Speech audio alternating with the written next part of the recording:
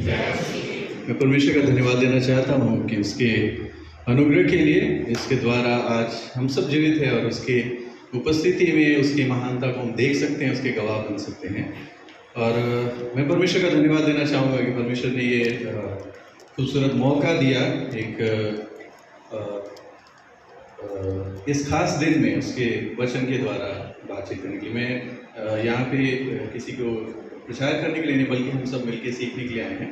सो youth की तरफ से जब ये डिसाइड हुआ कि ये यूथ संडे मनाया जाएगा तो फिर जब रिस्पॉन्सिबिलिटीज़ बांटी जा रही थी तो उन्होंने बोला कि जो सबसे जवान है उसको देंगे मैसेज के लिए, तो मुझे चुन लिया।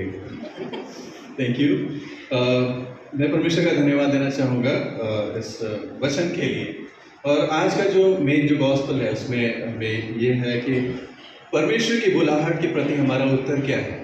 जैसा आज ये वचन पढ़ा गया जिसमें कि जब वो लोग बैठ के भोजन कर रहे होते तो वहाँ पे एक व्यक्ति कहता है कि क्या ही धन्य है वह पुरुष जो परमेश्वर के राज्य में भोजन खाएगा। तब वो दृष्टांत जो है उस दृष्टांत के द्वारा यीशु मसीह ने लोगों को बताया कि स्वर्ग के राज की बुलाहट कैसी होती है और उसके प्रति हमारा प्रत्युत्तर कैसा होता है। तो जब ये आज जैसा कि पाल साहब ने अभी पढ़ा उसमें बताया गया कि एक बहुत बड़े भोज का आयोजन किया गया और वहाँ एक बुलाहट हुई, भोज तैयार किया गया और उन्होंने बोला कि बुलाओ, सब लोगों को बुलाओ इस भोज में सहभागी होने के लिए। लेकिन वहाँ पे लोगों का प्रत्युत्तर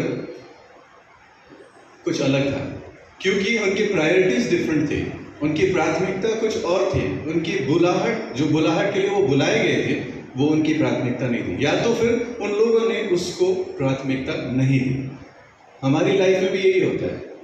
हम सब मसीह के राज्य में जाने के लिए, उसके सहभागी होने के लिए हम बुलाए गए हैं, हमें बुलाहट मिली है, लेकिन हमारी प्रायोरिटीज डिफरेंट हो जाती है। जब भी हम इस कहानी को सुनते हैं या फिर इस पैराबल को जो हमें बताया गया तो हम हमेशा कैरेक्टर के ऊपर ध्यान देते हैं कि उन लोगों ने ऐसा किया, इसको शादी में जाना था, शादी किया था इसलिए उसको कहीं जाना था, वो वहाँ चला गया। किसी को गाय बैल देखना था, वो वहाँ चला गया। किसी को खेत देखना था, वो वहाँ चला गया। फिर हम उनको, उस कैरेक्टर को हम सोचते हैं। लेकिन सबसे इम्पोर्टेंट बात है, जब ये दृष्टांत बताया जाता है तो हमें अपने आप को उस जगह पर रखना। परमेश्वर ने हमें बुलाया, हम सबको बुलाया है, हमारा प्रत्युत्तर कैसा होता है, हमारी प्रायोरिटीज क्या है, ये हमें देखने की जरूरत है। तो ये चुनौती आज मैं हम सबको देना चाहूँगा, हमारे जवानों को और सब लोगों को जो यहाँ पे उपस्थित है, कि हम देखें कि परमेश्वर ने हमें बुलाया अपने राज्य के लिए, अपने राज्य में बारिश होने के लिए और उसके भोज में, महाभोज में सहभागी होने के लिए हमें बुलाया है। लेकिन हमारा प्रत्युत्तर क्या होता है, हमारी प्रायोरिटीज़ क्या होती है। कई डिफरेंट प्रायोरिटीज़ हो सकती है, हमारे फ्रेंड्स हो सकते हैं, हमारी फैमिली हो सकती है। कई बार ऐसा होता है लोगों को के मुंह से ये सुनने के लिए आता है पूरे सप्ताह तो काम करते हैं, एक दिन तो मिलता है सोने के लिए और हम चुनते हैं संडे। तो ये हमारी प्रायोरिटी है कि हम सोने को चुनें। कई लोग होते हैं कि हम पार्टी करने जाए या कहीं बाहर घूमने के लिए जाए, तो ऐसे समय में हमारी प्रायोरिटीज डिफरेंट होती है। इस वजह से जो हमारा प्रत्युत्तर जो होता है, जो परमेश्वर की बुलाहट के प्रति है, वो बदल जाता है क्योंकि हमारी प्रायोरिटीज कुछ और हमें। सो इस बात के बारे में हम देखेंगे जब इसमें बुलाया गया तो क्या है कि जब बुलाहट को जब हम नहीं सुनते हैं तो क्या होता है ना। परमेश्वर पुकारता है हमेशा, ऐसा नहीं है कि वो छोड़ देता है। अगर हम फिर के चले भी जाते हैं है ना, उसके बाद भी उसकी बुलाहट हमेशा वैसी रहती है। ज़रूरी है हमें कि हम उसकी बुलाहट जब भी हम सुने उसकी आवाज़ को हम उसकी ओर करें, हमें। तो एक ये पैराबल जो है यहाँ पे हमने देखा, तो यहाँ पे हमें सबसे पहला जो एक चुनौती मैं हम सबों को देना चाहूँ, हम सबों के लिए ये है कि हम अपने आप को उस जगह पे रखें और देखें कि जब परमेश्वर हमें बुलाता है तो हमारा प्रत्युत्तर क्या होता है, हमारी प्रायोरिटीज़ क्या होती है और हम किस तरीके से उसकी बुलाहट के ऊपर में रिस्पॉन्ड करते हैं। उसके बाद इसी चीज़ को रिलेट करने के लिए एक कहानी है जिसमें देखते हैं कि लोगों ने बुलाहट को नहीं सुना, उसको उन्होंने नेगलेक्ट किया। दूसरे एक वचन है जिसको मैं पढ़ना चाहूँगा, जिसमें पहला सामुएल उसका 3 अध्याय 1 से 19 पद तक है। अगर आप इस वचन को अगर आप देखेंगे, इसमें सामुएल जो है वो हन्ना का पुत्र है और इसकी अगर पूरी कहानी पढ़ेंगे तो किस तरीके से वो पैदा हुआ, बहुत सारी चीज़ें उसकी माँ ने उसे समर्पित किया। और शामुएल जो है वो एली के साथ में कलीसिया में, चर्च में जो है वो सेवा टहल किया करता था, है ना। और वो समय है वो जवान था, है ना, वो सीख रहा था परमेश्वर के वचन को और जवान था, और उस समय परमेश्वर ने उसको पुकारा। वहाँ भी एक बुलाहट है जहाँ पे पुकारा गया है एक जवान को, खासतौर से यूथ है, मैं फोकस करना चाहूँगा, लेकिन ऐसा नहीं है कि ये बुलाहट सिर्फ जवानों तक होती है ना। लेकिन हम अपने यंग एज में, जो सबसे सक्षम एज है, उस टाइम पे हम कैसे रिस्पॉन्ड करते हैं, ये सबसे खास बात है। तो यहाँ पे अगर आप देखेंगे चौथे पद में लिखा हुआ है कि पहली बार जो है, चौथे पद को अगर हम देखेंगे, पहला सामुएल उसका 3रा अध्याय, उसके चौथे पद में हम देखेंगे सबसे पहली बार जो है परमेश्वर ने आवाज़ लगाई, शामुएल शामुएल। तो उसे ये लगा कि एली ने उसे बुलाया है, तो वो उठ के एली के पास गया। एली के पास जाके पूछता है कि क्या आ गया, तूने मुझे बुलाया? लेकिन एली कहता है कि नहीं, मैंने तुम्हें नहीं बुलाया। तो फिर वो वापस जाता है और वो सो जाता है। पहली बार जब उसे पुकारा गया, वो नहीं समझ पाया कि किसने बुलाया है, और वो गलत व्यक्ति के पास गया, है ना। उसके बाद दूसरी बुलाहट उसको 6वें पद में हम देखेंगे। 6वें पद में भी यही है, उसको दूसरी बार बुलाया गया, लेकिन उसको समझ नहीं आया क्या करना है। कई बार हमारी लाइफ में भी ये होता है, बुलाहट हमारे लिए होती है, लेकिन हम समझ नहीं पाते, है ना, हम समझ नहीं पाते। फिर तीसरी बार हम देखेंगे, उसको तीसरी बार जब बुलाया गया 8वें पद में, तब क्या होता है कि जब उसको तीसरी बार बुलाया जाता है, वो फिर से वापस जाता है एली के पास। लेकिन उस जगह पे एली, जो काफ़ी अनुभवी था, वो समझ जाता है कि ये बुलाहट परमेश्वर की तरफ से। तब वो उसको बोलता है कि ये जब तू अगली बार जब तू आवाज़ सुनता है, तब तू ये कहना है कि क्या तेरा दास सुनता है। यहाँ प्रत्युत्तर देने के लिए एक बुजुर्ग ने, जो काफ़ी अनुभवी था, उसको सिखाया कि जब तुम्हें ऐसी बुलाहट मिले तो तू कैसे प्रत्युत्तर देना है तुम्हें, वो उसको सिखाया गया। वहाँ उसे सपोर्ट मिला एल्डर का। हमारी कलीसिया में हमारे जवान हैं, उत्सुकता बहुत होती है, कई बार हम समझ नहीं पाते हमारी बुलाहट क्या है। वैसे में कौन हमारे साथ होता है? हमारे एल्डर्स जो काफ़ी अनुभवी है। बाइबल में लिखा हुआ है कि ये बुजुर्ग लोगों को बहुत अनुभव होता है ना, अनुभव होता है, बहुत आशीषित होते हैं, क्योंकि ये समय हो के, ये जवानी के समय में हो के, सीखते हुए, चीज़ों को अनुभव करते हुए, वो इस फेज में आते हैं जहाँ पे वो कलीसिया में आपके सामने बैठे हुए, वहाँ से आपको देख रहे हैं, आपके लिए प्रार्थना कर रहे हैं। वो हमारे लिए बहुत इंपॉर्टेंट है। ये यूथ के साथ साथ हमारे एल्डर्स भी है, वो हमारे लिए बहुत इंपॉर्टेंट है, क्योंकि वो हमारी मदद करते हैं कई ऐसी जगह पे जहाँ पे हम फंस जाते हैं। यहाँ हम देखते हैं एली जो है उसको गाइड कर रहा है, उसको कहता है कि जब तू आवाज़ सुने तो क्या करना, उसका प्रत्युत्तर देना, उसको ये कहना कि हाँ, क्या तेरा दास सुनता है। यहाँ पे उसको सिखाया गया। और यहाँ पे देखेंगे जब उसके बाद परमेश्वर ने उसे पुकारा तो उसने क्या कहा कि बोल तेरा दास सुनता है। एक और खास बात जो मैं यहाँ पे पॉइंट आउट करना चाहूँगा, परमेश्वर इतना महान है कि वो सीधा किसी के पास आके बोल सकता है कि मैं परमेश्वर हूँ, सुन मेरी बात सुन, और तुम्हें ऐसा करना है। वो अपनी जो योजना है या फिर उसके जो कहना चाहता है वो आपके ऊपर डाल सकता है, लेकिन परमेश्वर थोपना नहीं चाहता। हमें परमेश्वर एक ऐसा परमेश्वर है जो हमें इच्छा देता है, स्वेच्छा देता है। वो अपनी उंगली की कठपुतली बना के नहीं रखता है कि जैसे न चाहे वैसे हो। आपको इच्छा दिया हुआ है, जब वो पुकारे आप सुनने के लिए तैयार हैं, और जब आप रिस्पॉन्ड करते हैं, आप ये कहते हैं कि क्या तेरा दास सुनता है, तब वो अपनी योजनाओं को आपके ऊपर प्रकट करता है। कहने का मतलब ये है, परमेश्वर की बुलाहट हमेशा है, शुरू से अब तक, और जब तक दुनिया का अंत नहीं होता परमेश्वर की बुलाहट है। हमारा प्रत्युत्तर क्या है? क्या हम कहते हैं कि क्या तेरा दास सुनता है? यहाँ पे शामिल कह सकता था ना कि रात का समय मुझे नींद आ रही है, मुझे सोना है। वो अपनी प्रायोरिटी सेट कर सकता था वहाँ पे, क्योंकि वो सोने का समय था, जिस समय पुकारा गया था सोने का समय था। वो उस चीज़ को नेग्लेक्ट करके सो सकता था, नहीं सुनता आवाज़ को। जब अगली बार सुनता तो कहता क्या मैं बोलूँ, कौन है, पता नहीं क्या है, और वो फिर छोड़ जाता। लेकिन उसने जो शिक्षा पाई थी अपने एल्डर के द्वारा, उसको उसने वहाँ पे इम्प्लीमेंट किया, बोला कि बोल तेरा दास सुनता है।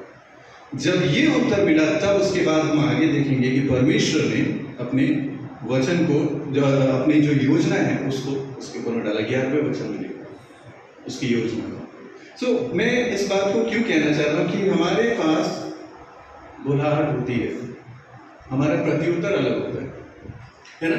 और इस वजह से जो है हम कई बार परमेश्वर की योजनाओं को समझ नहीं पाते, सुन नहीं पाते, उसको कर नहीं पाते। इस पूरे अध्याय को जब हम पढ़ते हैं, उसमें सबसे पहली चीज हम देखेंगे बुलाहट। उसके लिए मैंने बताया कि परमेश्वर जब बुलाता है तो हमें प्रत्युत्तर देने की जरूरत है। दूसरी चीज हम देखेंगे जो कि है गाइडेंस, है ना। नीति वचन में लिखा है तो अपनी समझ का सहारा ना लेना, वरन संपूर्ण मन से परमेश्वर पर भरोसा रखना, उसी को स्मरण करके सब काम करना, तब वो तेरे लिए सीधा मार्ग निकालेगा।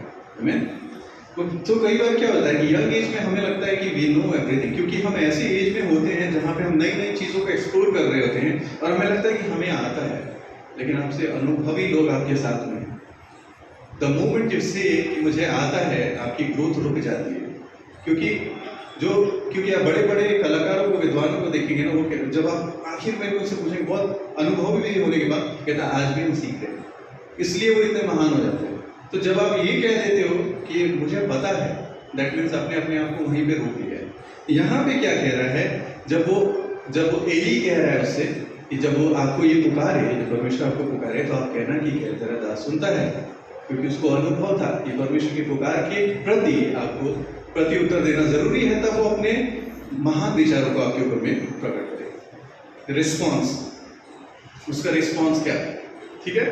और उसके बाद चौथी चीज हम इसमें देखते हैं कि परमेश्वर की योजना क्या थी। बहुत बड़े काम करना चाहता था परमेश्वर उससे, है ना, उसने अपनी योजना दी। अगर एक बात बताए, अगर वो उस समय में अगर उसने प्रत्युत्तर नहीं दिया होता, वो ये नहीं कहता कि क्या तेरा दास सुनता, अगर वो सुनने के लिए तैयार नहीं होता, तो क्या आपको लगता है कि जो योजना परमेश्वर बनाने वाला था या देने वाला था वो उसको देता?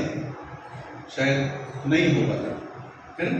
तो इसलिए यहाँ पे हम देखते हैं कि आपको परमेश्वर के लिए उपलब्ध होने की जरूरत है। God is not looking for your abilities, is looking for your availabilities.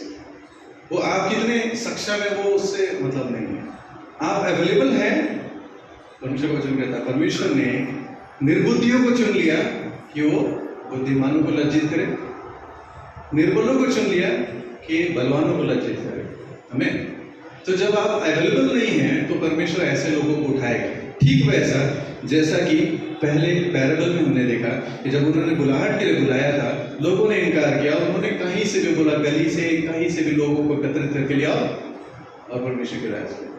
ठीक ऐसा हमारे साथ भी हो सकता है। So the question is, are you available for god? क्या आप उपलब्ध है परमेश्वर के लिए? परमेश्वर काम करना चाहता है, हमारे जीवन से काम करना चाहता है, हमारे जीवन को इस्तेमाल करना चाहता है, उसकी योजनाओं को वो हमारे जीवन के द्वारा पूरा करना चाहता है। क्या आप उपलब्ध है? ये हमारी प्रायोरिटीज डिफरेंट है। हमारी फ्रेंड्स है, हमारी फैमिली है, मुझे घूमना है, मुझे खेलना है, मुझे सोना है, बहुत सारी चीज़ें हो सकती है। हर एक चीज़ इंपॉर्टेंट है, उसकी अपनी जगह है। परमेश्वर ये आपसे ये नहीं बोलेगा कि जब सोने का टाइम है उस टाइम भी तुम उठ, ऐसा नहीं बोलोगे। जो जिस चीज़ का समय है वहाँ पे आपको वही चीज़ें करनी होगी, ठीक है। सो अब ये चीज़ है कि जब हम उसकी बुलाहट को सुनते हैं तो हमारे साथ जो होता है, हमारी अपनी योजनाओं को वो लेके आता है, पूरा करता है। उसके बाद एक पांचवी चीज़ हम इसी वचन में हम देखेंगे कि कई बार हम बुलाहट को सुनते हैं लेकिन हमारे अंदर हेजिटेशन होती है, झिझक होती है ना। 15वें वचन में अगर हम पढ़ेंगे तो वो क्या करता है, जब एली उससे पूछता है कि क्या बात हुई तुम्हारी रात में, परमेश्वर ने आपसे क्या बोला, तो वहाँ पे झिझकता है बोलने के। परमेश्वर ने अपनी योजना प्रकट कर दी उसको, लेकिन फिर भी वो झिझक रहा है उस चीज को बताने के लिए कि परमेश्वर ने मुझे ये प्रकाशन दिया है। ये फिर से एक अनुभवी व्यक्ति होने के नाते गाइड का काम करता हूँ। फिर से उसको बोलता है कि परमेश्वर ने तुझे जो कुछ बताया है हर एक चीज तू मुझे बता, वरना परमेश्वर तेरे साथ वैसा ही करेगा। इसमें लिखा हुआ साफ साफ, अगर पढ़ेंगे, है ना। तो कहने का मतलब क्या है कि हमारे पास कई बार अपॉर्चुनिटीज आती है, झिझक होती है। कई बार होता है कि आपको अगर बोल देंगे कि आप प्रचार करो या फिर आप सामने आओ या फिर कोई एक ऐसा वचन जाके सामने पढ़ो, हमारे अंदर हिम्मत नहीं होती, झिझक होती है। परमेश्वर आपसे काम करना चाहता है, आपके द्वारा काम करना चाहता है, झिझक के मारे हम वहीं पे वहीं बैठे रह जाते हैं। यहाँ सामुएल भी वही गलती कर रहा था, लेकिन उसके एल्डर ने उसको समझाया कि कोई भी बात मत छिपा। देन उसने एक बात, बाइबल में लिखा हुआ, उसने एक बात को जो परमेश्वर ने उसे बताई थी एली के सामने बताया। देन उसके बाद क्या होता है कि वो कहता है कि परमेश्वर जो है वो महान है, वो जैसा चाहे वैसा कर सकता है। तो कहने का मतलब ये है कि जब भी हम ऐसे परिस्थिति में होते हैं, जब हमारी झिझक होती है, जब कोई एल्डर या आपसे सीनियर या फिर आपका मेंटर आपको इनकरेज करता है कि आप करो, आप कर सकते हो, कभी भी उस बुलाहट को नजरअंदाज ना करें, क्योंकि परमेश्वर हमारे जीवन के द्वारा काम करना चाहता है। एक प्रोसेस है, कलीसिया में भी अगर हम देखेंगे एक प्रोसेस है जिसके थ्रू जो है हमारी कलीसिया बढ़ती है। हर एक जगह में ये प्रोसेस इंप्लीमेंट होता है ना? नई चीज़ों का आना, उसका इस्तेमाल किया जाना और उसका आखिर में जो है उसका प्रतिफल जो है वो देखने के लिए। 3 एज ग्रुप के बारे में जल्दी से जल्दी कंक्लूड करना चाहूँगा। 3 एज ग्रुप के बारे में हम बात करना चाहूँगा। सबसे पहले चाइल्डहुड एज, बचपना हमारा, ये एक ऐसा एज है जब हम सीखना शुरुआत करते हैं। हम एक ऐसा एज है जिसमें हम सीखना शुरुआत करते हैं। बच्चे जो होते हैं ना, नई चीज़ होती है, उसके लिए हर चीज़ नहीं होती, उसको इतना अनुभव नहीं होता, हर चीज़ नहीं होती। इसलिए जब वो कोई चीज़ करता है और जब बड़े उसको शाबाशी देते हैं कि ये करता है, वो बहुत इंकरेज होता है, बहुत इंकरेज होता है और सीखने की उसके अंदर ललक रहती है। वो बहुत कुछ सीखता है, बहुत कुछ सीखता है, क्योंकि वो एज है। उस एज में अगर आप उसको कोई बड़ी रिस्पॉन्सिबिलिटी दे दो, ये नहीं तुम्हें ये करना है, वो नहीं कर सकता, क्योंकि ये एज सीखने का है। तो शिक्षा जो है, हमें ज़रूरत है कि हमारे जितने भी संडे स्कूल है, टीनेजर्स है, उन लोगों को भरपूर शिक्षा दें। और उस शिक्षा को देने के लिए कौन लोग आगे आएंगे? जो उस फेज को क्रॉस करके उसका अनुभव पा के कुछ अपने अंदर में लिए हुए हैं, वही उसको दे पाएगा। जिसने खुद उस बचपन में शिक्षा का अनुभव नहीं किया है, वो बड़े होकर क्या शिक्षा दे पाएगा, है ना? सो क्या करना है हमें इस बीच में, जो हमारे चाइल्डहुड एज के जो छोटे छोटे बच्चे हैं, उनको सिखाने के लिए हमें जवानों को आगे आना, क्योंकि जवान तो उस एज में जब आपको सीखना था, सीख चुके हैं और आप करने वाले एज में आ गए। जो यूथ एज है, यंग एज जो है, उनके अंदर में बहुत जोश होता है कुछ करने का, जुनून होता है नई चीज़ें करने का। आप उनको उस एज में बिठा के टीचिंग दोगे ना तो बोर हो जाए, क्योंकि वो एज नहीं है, उनको करने के लिए आगे बढ़ाना है। तो क्या होगा, ये यूथ जो है वो हमारे संडे स्कूल या फिर छोटे बच्चों को टीच करेंगे, इसके द्वारा इनका अनुभव बढ़ता जाएगा। तो यंग एज हमेशा करने का होता है, शिक्षा के साथ साथ करने होता है। गाइडेंस हमेशा एल्डर्स का होता है और शिक्षा पा के साथ में करने का होता है। क्योंकि अगर हम थ्योरी करते रह जाएंगे तो हमारा प्रैक्टिकल मजबूत नहीं, कर नहीं पाएंगे। तो सिर्फ वचन के सुनने वाले नहीं बल्कि करने वाले भी, है ना? तो यहाँ पे ये एज जो है, यंग एज है करने का। मैं उत्साहित करना चाहूँगा हमारे जवानों को, ये एज है, इसको आप समझने की कोशिश कीजिए। या आप कौन से एरा में हैं, आपको क्या करने की जरूरत है ना? इस एज में जितना ज़्यादा से ज़्यादा आप ओनरशिप लेना चाहते हैं चीज़ों को करने के लिए, उत्तरदायित्व लेना, चर्च की एक्टिविटीज़ में इन्वॉल्व होना, जवानों को सिखाना, मीटिंग्स ऑर्गेनाइज करना, मीटिंग्स अटेंड करना, ये सारी चीज़ें जवान उम्र में करने की जरूरत है हमें, तब जाके हम आगे बढ़ पाएंगे। तीसरा एज है ओल्ड एज। इसमें एक वचन को हम देखेंगे, अय्यूब 12 उसका 12 पद, यदि कोई जोर से पढ़ देगा हमारे बीच में।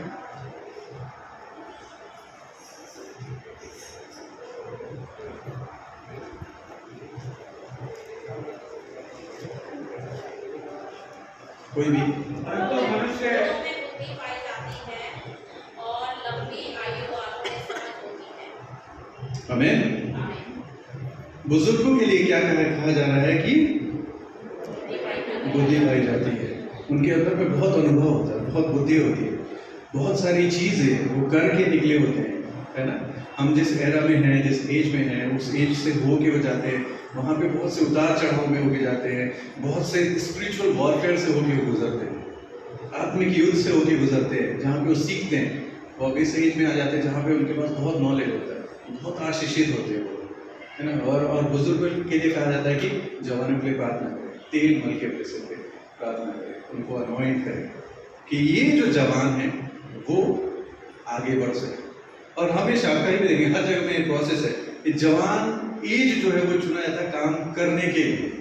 बचपन पढ़ने के लिए स्कूल भेज देते हैं, जवान एज में आप काम करते हैं, बुढ़ापे में आप बैठते हैं, अपने बच्चों को, अपने जो आने वाले जनरेशन उनको आप बताते हैं क्या करना है क्या नहीं करना। ये एक प्रोसेस है। कलीसिया में भी ठीक ये एक प्रोसेस है।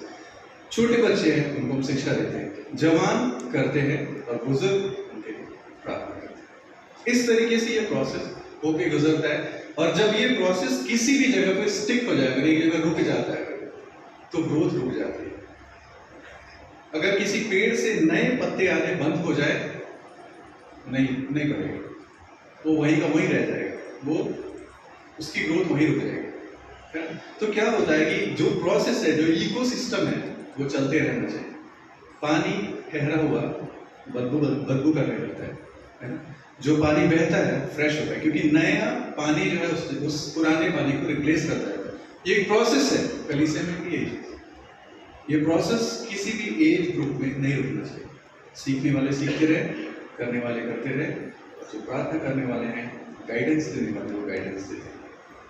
मैं विश्वास करता हूँ कि हम इस तरीके से जब अपने जीवन में हम करेंगे परमेश्वर की आशीष को, और हम अपनी कलीसिया के अंदर में बढ़ोतरी को देंगे। आज के सुबह, क्योंकि ये खास रविवार जो है यूथ का है, मैं चाहूँगा कि जितने भी यूथ हैं हमारे बीच में वो सामने आ जाए। और जब मैं यूथ बोलता हूँ तो इससे कंफ्यूज मत होइए कि जो मीटिंग अटेंड करता है या फिर जो आता है कलीसिया में, जवान लोग जो भी है हमारी कलीसिया में, जो जवान लोग हैं, चाहे वो मीटिंग्स अटेंड करते नहीं करते, क्या है नहीं है, उससे मतलब नहीं, जवान लोग जितने भी हैं वो मेहरबानी से सामने आ जाएंगे।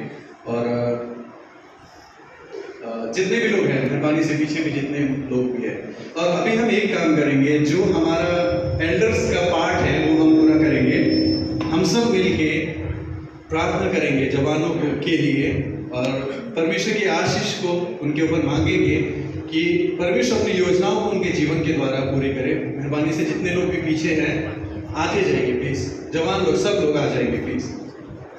और मैं रिक्वेस्ट करूंगा कि पूरी कलीसिया, यदि कोई एल्डर्स आके इनके ऊपर हाथ रख के प्रार्थना करना चाहते हैं, मोस्ट वेलकम, आप आके वो प्रार्थना कीजिए। और उसके बाद आखिर में जो है पास्टर जी हमारे जो है वो इन सबको, सारी यूथ को प्रार्थना के द्वारा डेडिकेट करेंगे।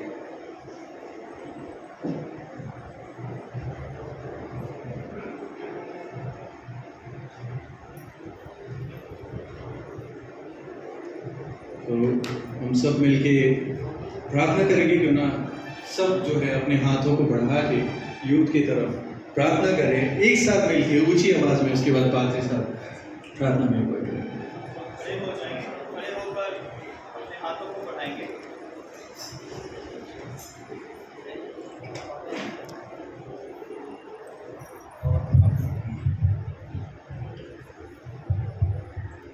पहले आप सब प्रार्थना करेंगे। आप जैसे कई बार हम मास प्रेयर करते हैं तो आप बोल के अपने मुंह से आप बोलेंगे, बोलकर जो है आप यूथ के लिए प्रार्थना करेंगे, अपने हाथों को बढ़ाएंगे। उसके बाद एंड में फिर मैं प्रेयर करूंगा। आइए हम सब प्रार्थना करें ताकि जो हमारा चर्च का यूथ है वो आशीषित हो। और जैसा भी बताया गया कि इनका समय है कि काम करें परमेश्वर के लिए, अपने जीवन के लिए, परिवार के लिए और कलीसिया के लिए। तो आइए हम सब प्रार्थना करेंगे।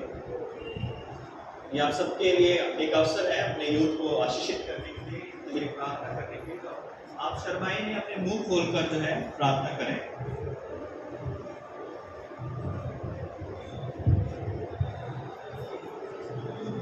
धन्यवाद करते हैं सर्वशक्तिमान पिता परमेश्वर इस सुंदर समय के लिए। सब लोग प्रार्थना करें, सब लोग प्रार्थना करें। और होने दे पिता परमेश्वर, आज का ये दिन प्रभु जो आपने अपने नाम के अनुसार मुकर्रर किया है प्रभु, जवानों के नाम से प्रभु, ताकि सुंदर वचनों के द्वारा, सुंदर भजनों के द्वारा प्रभु ये आपकी महिमा कर सके प्रभु। और होने दे पिता परमेश्वर, अब सैकड़ नदी के द्वारा जो बातें आपने उसको पुकार कर कही कि हैं प्रभु जी, और हम भी उस बुलाहट को सुनने वाले बन सके प्रभु। और होने दे पिता परमेश्वर, जो जवान इस समय यहाँ उपस्थित है प्रभु, प्रत्येक जन जो है आपकी इस आवाज को सुन सके प्रभु, और वो कह सके हाँ प्रभु बता मैं उपस्थित हूँ। और होने दे प्रभु जी कि जो जो कार्य इनके द्वारा आप लेना चाहते हैं प्रभु जीवन में, इनको आगे बढ़ाइए प्रभु जी, और अपने कार्यों के लिए इनको चुनिए प्रभु जी। एक एक जन को प्रभु अपनी सुरक्षा के घेरे में लीजिए प्रभु जी। होने दे प्रभु जी, जो काम हम बुजुर्गों के द्वारा हम इस कलीसिया के लिए पूरा ना कर सके प्रभु, इन जवानों के द्वारा वो कार्य प्रभु जी इस कलीसिया के लिए पूरा हो सके प्रभु। होने दे प्रभु, आज के दिन को, आज के समय को, इस हफ्ते में प्रभु इन जवानों का दिन बना प्रभु जी, ताकि इन जवानों के द्वारा आपकी महिमा हो सके प्रभु, और आपका जलाल इन जवानों के द्वारा प्रभु हमारे अंदर आ सके प्रभु। ये सब कुछ आपके बेटे और प्यारे नाम से मांगते हैं सुन और कबूल कीजिए। आमीन। सर्वशक्तिमान पिता परमेश्वर, एक बार फिर से हम आपका धन्यवाद देते हैं कि आपने हम सबों को बुलाहट दी है, आपने हम सबों को चुना है पिता परमेश्वर। प्यारे खुदावंद यीशु मसीह, आपका धन्यवाद करते हैं कि आपने पिता परमेश्वर विशेषकर इन जवानों पर अपना निर्णय किया है पिता। और प्रभु आपने कहा है कि ऐ जवान, अपनी जवानी के दिनों में अपने सीजनहार को याद कर। प्यारे खुदावंद, मैं हमारे सेंट फ्रांसिस चर्च की पूरे इस जवानों की मंडली को पिता परमेश्वर आपके हाथों में समर्पित करता हूँ। प्यारे खुदावंद, आपने इन्हें बुलाया है, मैं आपका धन्यवाद देता हूँ। प्यारे खुदावंद, बहुत बार पिता परमेश्वर हम अपनी बुलाहट को इग्नोर करते हैं पिता, हेजिटेशन करते हैं। और ये पिता ये जवान आपकी बुलाहट को पिता परमेश्वर क्लियरली जान सकें कि उनकी बुलाहट क्या है, उन्हें किस लिए चुना है, किस लिए उन्हें बुलाया गया है और उनकी सेवा क्या है पिता परमेश्वर। प्यारे खुदा, होने दें इन सब जवानों को आप ब्लेस करें और अपनी बुद्धि ज्ञान समझ से परिपूर्ण करें, अपनी आत्मा की अगुवाई दें ताकि आत्मा से परिपूर्ण होकर इस कलीसिया की सेवा करें, आपकी सेवा करें और आपकी महान आज्ञा को पिता परमेश्वर, आपके वचनों को पूरे संसार में फैला सके पिता। प्यारे खुदा, पिता पुत्र पवित्र आत्मा के नाम में इन सब जवानों को आशीषित कीजिए, हमारी पूरी कलीसिया को आप आशीषित कीजिए। धन्यवाद के साथ प्रार्थना उद्धार करता यीशु क्रिस्त के नाम से मांगते हैं, आमीन। God bless you. प्रभु आप सबों को बहुत बहुत आशीष